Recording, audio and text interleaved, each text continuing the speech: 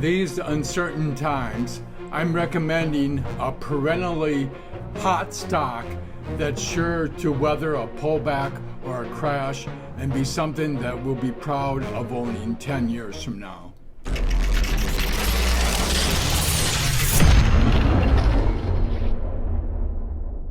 This is not financial advice. This video is for entertainment only. Near the end of this video, I'll be discussing this hot stock list, stocks to buy in a pullback.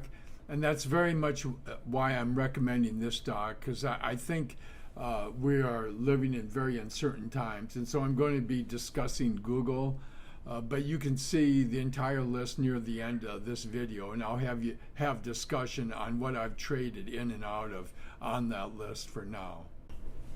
This is just a description of what I'm doing, and you should consult a professional to develop your own plan. Google has two classes of shares for stockholders.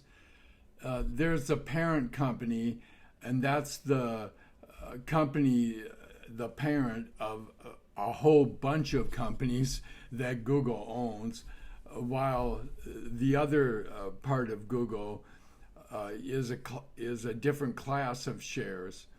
The Class A shares are GOOGL, which are the parent company, and again, they own all the Google services plus additional companies, while the Class C shares are GOOG, and those are the Google services typically.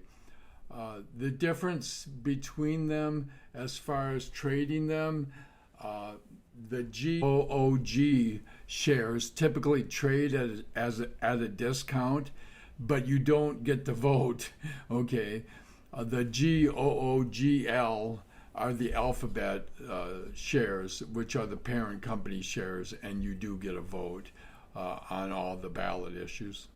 If you don't care about voting on the shares, the GOOG shares typically are a better value since they're sold at somewhat of a discount.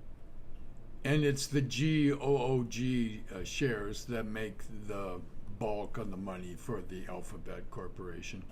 As we can see from this chart, Alphabet is a very complex company which has many subsidiaries devoted to doing good for humanity.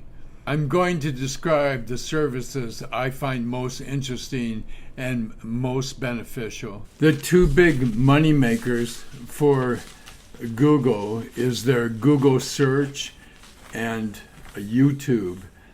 YouTube and Google Search make 94% of all the searches made on the internet. So they are incredibly dominant, and this is easily the most profitable portion of Google and the heart and soul of Google. In many ways, YouTube is their most important social media network. What is so different about Google and YouTube is they pay creators for content, allowing people to become YouTubers, where you can do what you like and present it on YouTube and present things that you're interested in and share it with others and get paid for doing that. 80% of the money Google makes is made in advertising. Google is dominant in the mobile operating system. 72% of all mobile operating systems are Android smartphones. So Google is very dominant on this. Apple, they have such a ecosystem that I think you get to believe that Apple controls everything. I have an Apple laptop. I have two Apple laptops, as a matter of fact, and I like it, and it's great for doing YouTube videos and so forth. But I like Android phones better because of the camera. And I don't know this for a fact, but I wonder if it's because having a camera with too good of focus takes up a lot of memory. It takes more pixels, so it takes more memory. And I don't think it fits as well into their ecosystem to have too many pixels taken up by having too good of a camera. That may or may not be true, but it is true that Android phones are just a lot better than Apple phones. I've had Apple phones and they've never compared to my Android phones as far as the camera quality.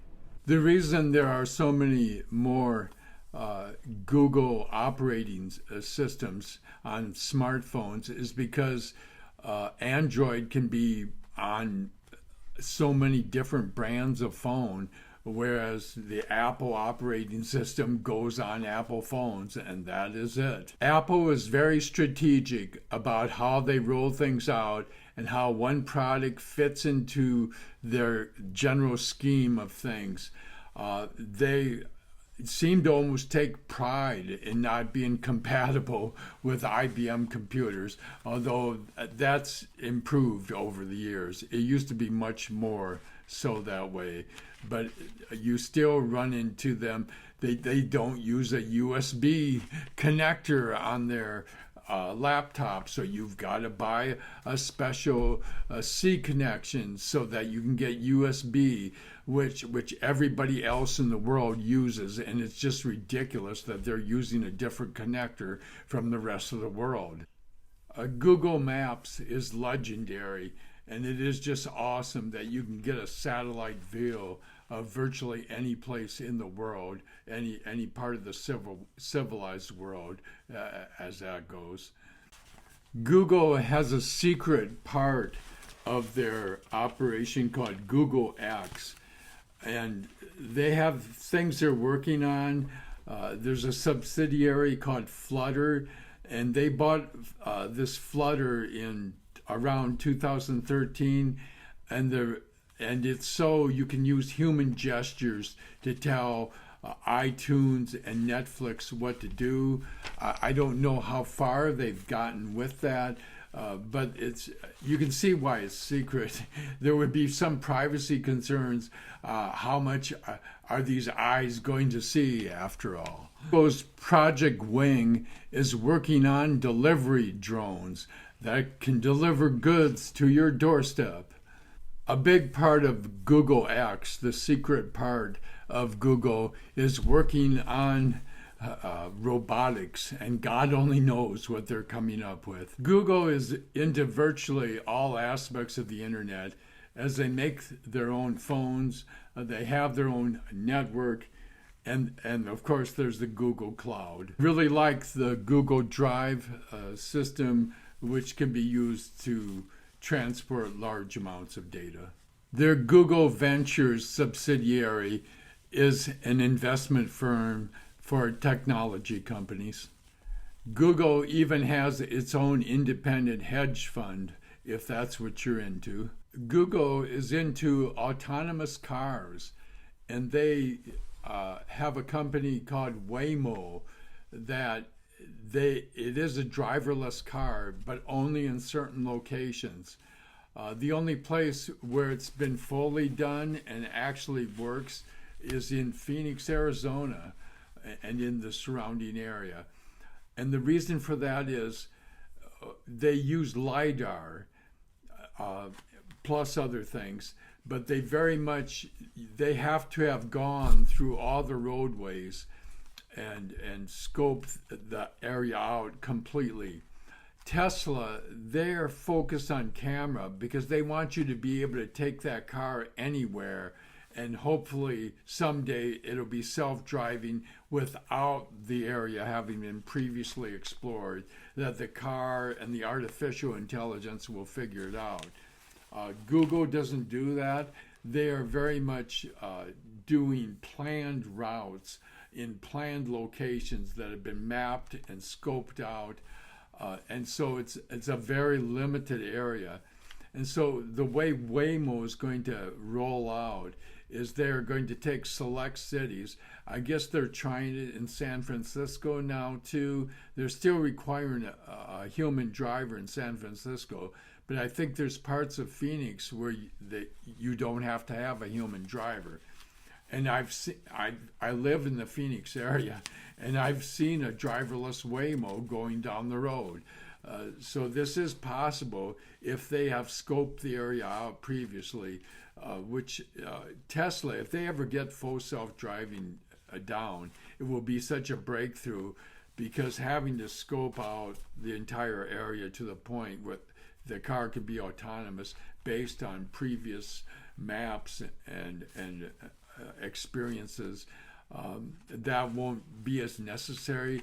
That the Waymo is relying on previous experience, and Tesla is actually going to rely much more on the neural network and the artificial intelligence and the car and the computer figuring it out. Their subsidiary, Verily, again, is a biotech-like company that's interested in preventing age-related disease. And these companies, they use artificial intelligence to examine medical records and medical images to diagnose a disease and the likelihood that disease could occur in the person given the data that's being fed into it. They also have wearable gadgets such as the Study Watch, and I think this wearable Study Watch has an EKG feature to it. It has to be prescribed by a doctor, actually, but they can get a lot of data from this, and they're hoping someday to develop more and more data from wearable items, so that they'll have an automatic control group. They'll have a group of thousands of people, and tens of thousands, maybe hundreds of thousands of people as a control group, which will speed up testing biotechnology drugs that you already have. We already know how a control group tends to react to these sorts of circumstances.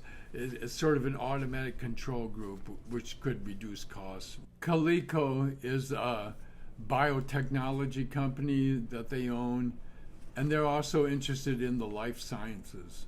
Their artificial intelligence portion is called DeepMind, and it's used primarily to examine trends in huge amounts of data. I mean, when you're looking at the list of things that Google does, and we're not done yet, I mean, it's just like their mission seems to be, what good can we do in the world, which makes them such a good company. I mean, genuinely good. Their Project Loon is focused on providing internet access to rural communities. Their Makani subsidiary develops wind power for alternative energy, again, as Google strives to make the world a better place and to fight climate change. Google has been a fantastically successful company, and it will continue to be a fantastically successful company. I just think right now I'm waiting for the price to drop a little bit after the big run-up we've had, and I think we're going to get the opportunity to do that. I would buy it at below 2,500, let's say, for right now. If you can get it below 2,500, you've got a deal, and if you can get it below 2,000, you've got a screaming deal. And I think we'll meet you on the moon or beyond in a couple years. I think every year it's going to be a winner. You're like guaranteed anywhere from 10 to 20%, depending on circumstances, per year. And if you can get on an average of 15% growth per year, that's Kathy Wood's criteria for a very successful company.